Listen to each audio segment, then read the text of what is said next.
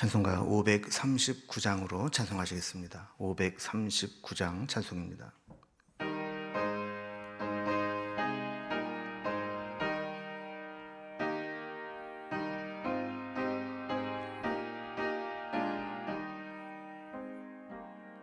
너 예수께 조용히 나가 내 모든 짐 내려놓고 주 십자가 사랑을 믿어 죄사함을 너 받으라. 주 예수께 조용히 나가 내 마음을 쏟아놓으라. 늘 은밀히 보시는 주님, 그 은혜를 베푸시리. 주 예수의 은혜를 입어 내 슬픔이 없어지리. 내 이웃을 늘 사랑하여 너 받은 것 거저주라. 주 예수께 조용히 나가 내 마음을 쏟아놓으라. 늘 은밀히 보시는 주님, 그 은혜를 베푸시리. 주 예수를 친구로 삼아 늘 내 옆에 모시어라. 그 영원한 생명샘물에 내 마른 목 죽이어라. 주 예수께 조용히 나가 내 마음을 쏟아놓으라. 늘 은밀히 보시는 주님, 그 은혜를 베푸시리. 너 주님과 사귀어 살면 새 생명이 넘치리라. 주 예수를 찾는 이 앞에 참 밝은 빛 비추어라. 주 예수께 조용히 나가 내 마음을 쏟아놓으라. 늘 은밀히 보시는 주님, 그 은혜를 베푸시리. 아멘. 오늘 함께 나눌 하나님 말씀은 구약성경 시편 62편 1절에서 12절까지의 말씀입니다. 시편 62편 1절에서 12절까지 구약성경 846면입니다. 이 말씀을 제가 봉독하겠습니다. 나의 영혼이 잠잠히 하나님만 바라며 나의 구원이 그에게서 나오는도다.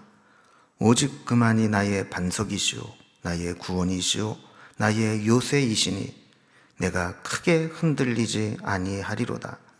넘어지는 담과 흔들리는 울타리같이 사람을 죽이려고 너희가 일제히 공격하기를 언제까지 하려느냐.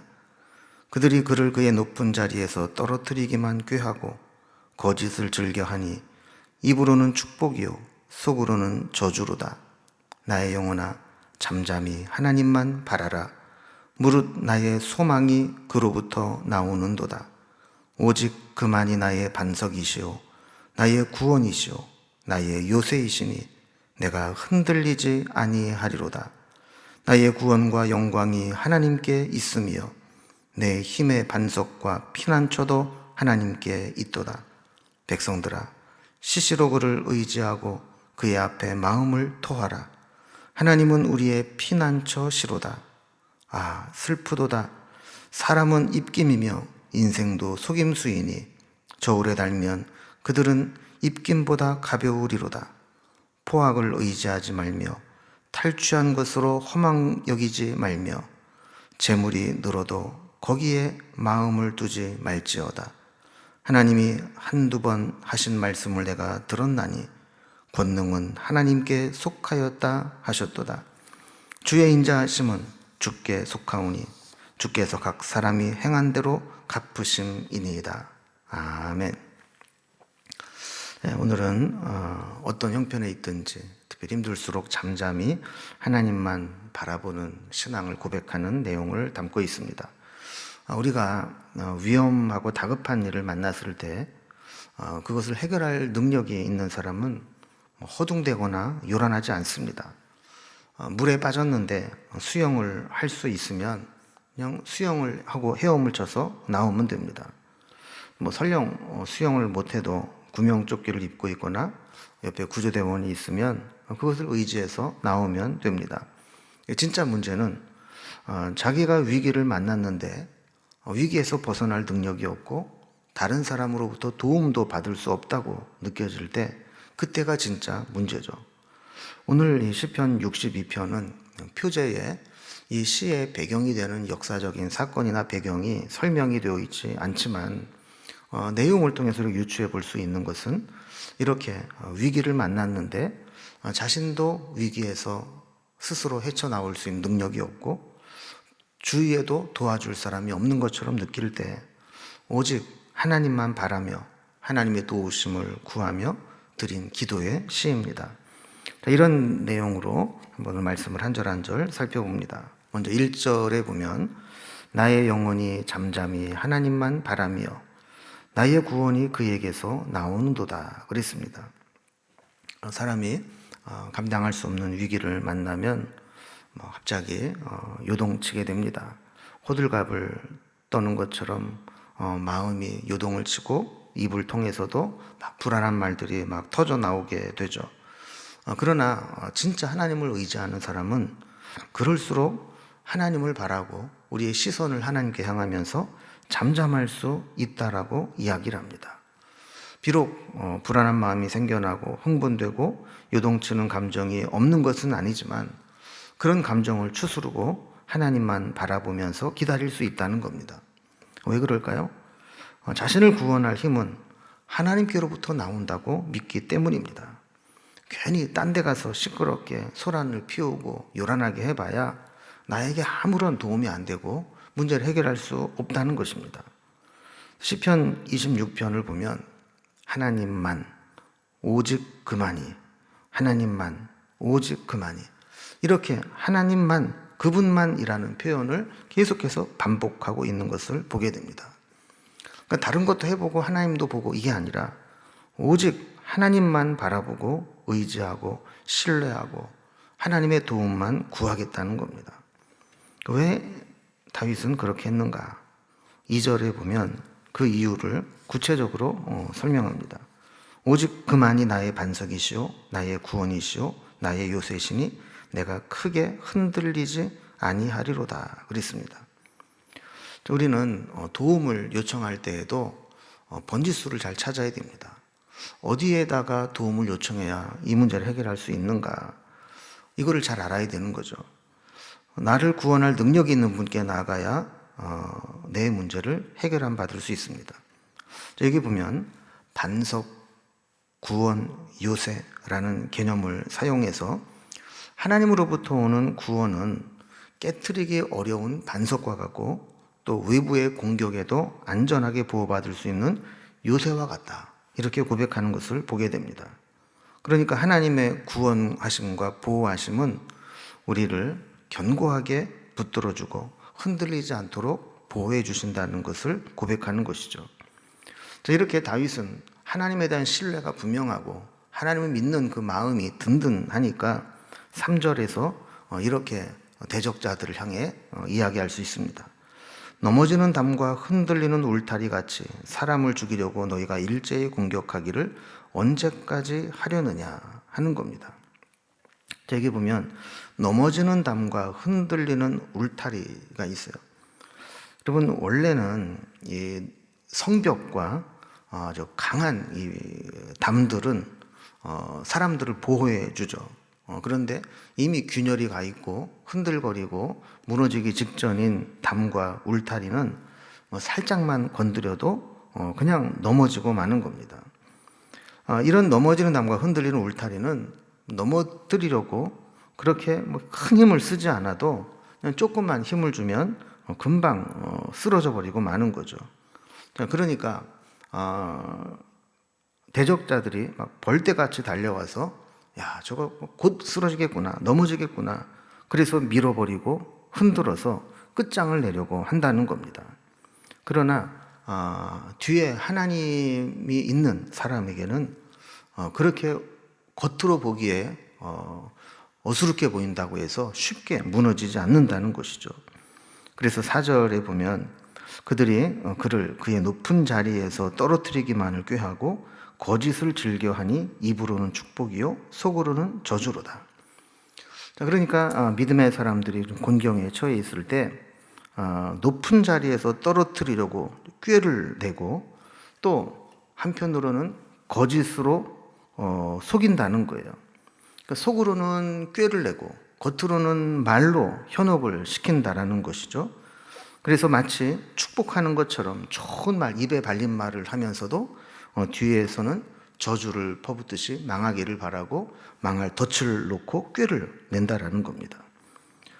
자, 그런데 이 악한 자들이 한 가지 모르는 게 있습니다. 믿음의 사람들은 이렇게 위태위태해 보여도 쉽게 넘어지고 쉽게 끝장나지 않는다는 겁니다. 그럼 믿음의 사람들은 어떻습니까? 위기를 만나면 더 하나님을 바라봅니다. 더 결사적으로 매달려서 기도합니다. 그래서 맨정신으로 기도가 안 되면 금식도 하고 철야도 하고 작정하고 이러면서 매달려서 기도하는 것이죠.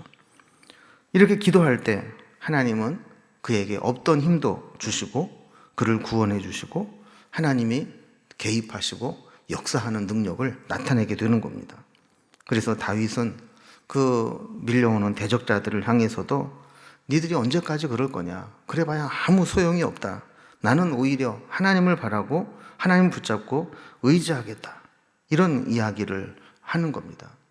그러면서 자신이 경험하고 또 체험한 것을 본인만 알고 있는 것이 아니라 자기 자신에게도 계속해서 세뇌시키듯이 이야기를 하고 뿐만 아니라 백성들에게도 그렇게 믿음으로 하나님을 바라보기를 권면합니다. 자, 먼저 자기 자신에게 계속해서 이야기를 합니다. 5절에서 7절까지 보면 나의 영혼아 잠잠히 하나님만 바라라. 무릇 나의 소망이 그로부터 나오는도다. 오직 그만이 나의 반석이시요 나의 구원이시요 나의 요새이시니 내가 흔들리지 아니하리로다. 나의 구원과 영광이 하나님께 있으며 내 힘과 반석과 피난처도 하나님께 있도다. 고백합니다. 여기 보면 다윗은 아까 살펴본 1절, 2절의 말씀을 거의 똑같이 반복하면서 자기 자신에게 가르치듯이 나의 영혼아 그러면서 계속해서 명령하듯 가르치는 거예요. 지금 대적들이 너를 치러 몰려와도 요동하지 말고 잠잠해라. 하나님만 바라라.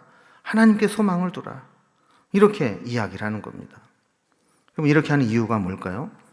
여러 가지 시험과 역경을 통해 사탄이 노리고 있는 것은 우리의 마음이기 때문에 그렇습니다. 사탄은 우리를 직접 물리적으로 쓰러뜨리지는 못하지만 우리의 마음을 요동치게 만들고 우리를 흔들어서 우리가 결국엔 낙심하고 좌절하고 포기하게 만드는 것이 사탄의 전략입니다. 이때 필요한 것이 뭐냐면 우리의 마음을 굳게 지키는 겁니다. 믿음으로 무장하는 겁니다. 그래서 힘들수록 하나님을 바라보게 만들고 하나님에 대해 신뢰하는 고백을 하게 만들고 믿음의 고백을 통해서 우리의 심령이 흔들리지 않고 굳건히 서도록 하는 겁니다. 그래서 자기 자신에게 다시 한번 똑같은 가르침으로 권면한 후에 이제는 다른 사람들에게도 권면합니다. 하나님의 말씀을 우리가 대할 때도 하나님의 말씀 자체가 우리에게 힘이 될 때도 있지만 때로는 믿음의 사람들의 고백, 간증, 권면 이런 것들이 우리에게 힘이 될 때도 있습니다. 그래서 설교를 들을 때는 그게 무슨 말씀인지 잘 몰랐는데 주변에서 오늘 설교 말씀 중에서 나 이게 좋았어 이렇게 간증을 하고 또 신앙적인 이야기를 하다 보면 그 말을 들으면서 새롭게 느껴지고 힘이 될 때가 있어요. 그래서 다윗도 백성들에게 자신이 그렇게 곤란한 지경에서 하나님을 바라보고 신뢰했을 때 하나님이 나를 지켜준 것을 생각하면서 다른 사람에게도 그런 권면을 하는 겁니다. 그래서 8절에 보면 백성들아 시시로 그를 의지하고 그의 앞에 마음을 토하라. 하나님은 우리의 피난처시로다 그랬어요.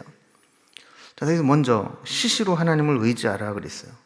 이 시시로라는 말은 언제 어떤 상황이든지 라는 의미입니다. 우리가 평안할 때든지 힘들 때든지 안전할 때든지 위험에 처해 있을 때라든지 어느 상황에서든지 언제나 하나님을 의지하라는 거예요. 특히 우리 마음에 이런 불안함과 의심과 염려와 요동함이 있을 때는 더더욱 하나님을 바라보고 의지해야 됩니다. 자, 시시로 그를 의지하고 그 다음에 어떻게 하라 그랬어요? 그의 앞에 마음을 토하라. 속에 혼자 담아두고 있으면 끙끙을 앓기만 하고 아무 소용이 없습니다. 우리 안에 있는 염려는 일단 하나님 앞에 토해내야 합니다. 여러분, 속에 독이 들어갔다, 있어서는 안 될 것들이 들어갔다 그러면 일단은 토해내야 됩니다. 우리가 잘못된 먹지 말아야 될 것을 먹으면 일단 병원에 가서 다 토해내게 하고 다 세척을 하지 않습니까? 마찬가지로 우리 안에 있는 불신과 염려와 불안함과 요동함이 있다면 하나님 앞에 다 토해내야 돼요. 그런 염려와 불신이 우리의 마음을 흔들지 못하도록 만들어야 돼요. 그렇게 되면 하나님이 우리의 피난처가 되심을 발견하게 된다는 거예요. 그리고 다윗은 사람들을 두려워하지 말라 그랬어요. 그래서 9절에 보면 슬프도다 사람은 입김이며 인생도 속임수이니 저울에 달면 그들은 입김보다 가벼우리로다 그랬어요.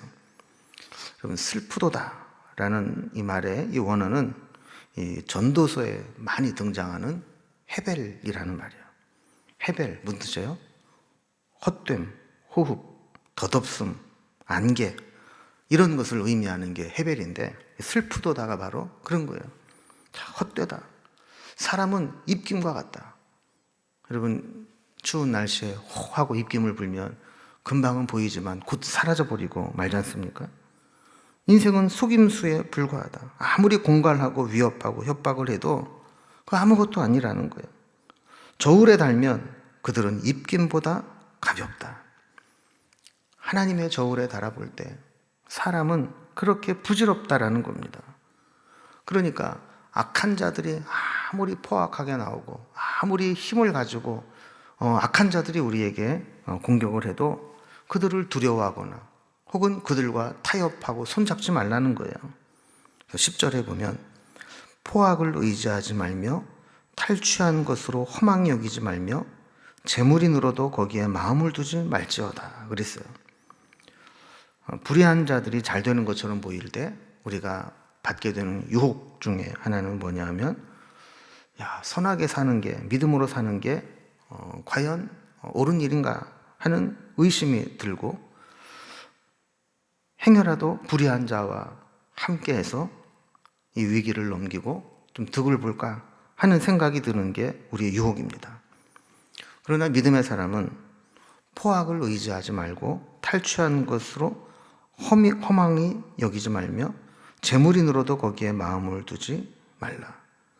그러니까 포악하게 힘없는 자들의 것을 탈취해서 재물이 늘어나는 것을 보아도 하나님이 흩으시면 안개와 같이 헤벨처럼 헛된 것이 되어버리고 아무것도 아닌 것처럼 사라져버림을 기억하라는 겁니다. 그러니까 행악자들은 곧 망할 것이고 심판을 받게 될 것인데 거기에 함께하고 있다가 심판받을 때 같이 심판을 받아서는 안 된다는 것이죠. 그래서 우리는 혹시라도 상황이 힘들고 어려워지면 별의별 생각이 다 들고 때로는 의심과 유혹이 생기고 흔들릴 수 있지만 그때마다 스스로에게 다시 권면하면서 나의 영혼아 잠잠히 하나님만 바라봐라. 그러면서 하나님께 우리의 생각과 우리의 신앙을 붙들어내야 되는 겁니다. 그래서 11절과 12절에 보면 그렇게 마무리를 합니다. 하나님이 한두 번 하신 말씀을 내가 들었나니 권능은 하나님께 속하였다 하셨도다. 주여 인자하심은 주께 속하오니 주께서 각 사람이 행한 대로 갚으심이니이다. 그랬습니다. 하나님은 우리에게 말씀을 주십니다. 우리가 힘들고 흔들리고 또 어려운 일을 당할 때마다 하나님이 말씀해 주시고 그 말씀이 들려질 때 우리는 이겨낼 수 있습니다. 다윗도 힘든 상황 가운데 때로는 성경을 읽으면서 하나님의 음성을 들었지만 때로는 기도하면서 주님의 음성을 들었던 것 같아요. 그래서 그가 힘들 때마다 기도하면서 들었던 말씀이 뭔가 권능은 하나님께 속하였다 하는 말씀을 들었다는 거예요. 그리고 또 하나의 고백은 주께서 각 사람이 행한 대로 갚으시니이다.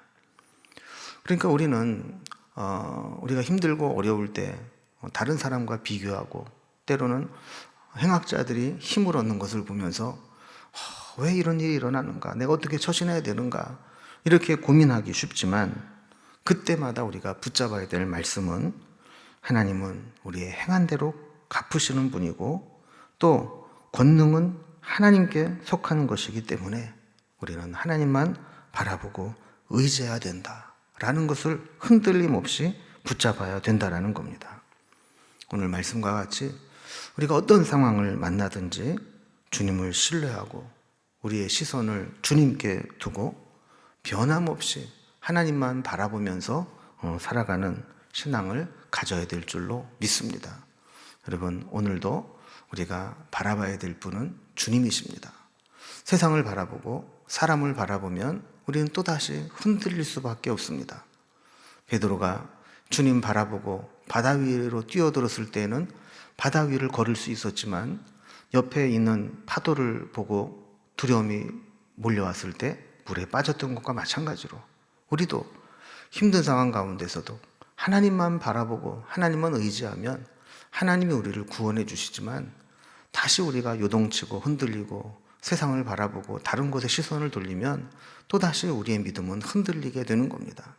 오늘도 하루를 살아가는 동안 주님을 바라보고 의지하고 우리의 시선을 주님께서 놓치지 않고 주님만 바라보는 귀하고 복된 날 될 수 있기를 주님의 이름으로 기원합니다. 기도하겠습니다. 하나님 아버지, 다윗이 자신을 해치려고 달려드는 행악자들을 보면서 두려움 가운데 있을 때에도 그는 내 뒤에 하나님이 계심을 믿고 있었기에 잠잠히 하나님만 바라보며 하나님이 나의 힘과 요새와 반석이 되신다는 고백을 통해 주님을 더 굳건히 붙잡았던 것처럼 우리도 세상이, 사람이, 상황이, 환경이 나를 힘들게 할지라도 나의 시선을 주님께서 다른 곳으로 옮기지 않고 끝까지 주님만 바라보며 주님을 의지하며 믿음으로 승리하는 삶을 살아갈 수 있도록 인도해 주옵소서. 인생의 파도가 아무리 풍랑이 세게 밀려와도 우리의 시선을 그곳에 놓치지 않게 하시고 오직 주님만 바라보며 오늘도 믿음으로 승리하는 삶이 되게 하여 주옵소서. 오늘도 우리의 많은 문제들이 있습니다. 그러나 이 모든 문제를 주님께 맡기고 주님의 도우심을 구하고 주님이 어떻게 응답하실까를 바라보니 주님의 선하신 뜻 가운데 우리의 기도를 들으시고 응답하시고 인도하여 주옵소서. 오늘 하루도 온전히 주님께 부탁드리며 예수님의 이름으로 기도드리옵나이다. 아멘. 각자 개인적인 기도의 제목들로 자유롭게 기도하시겠습니다.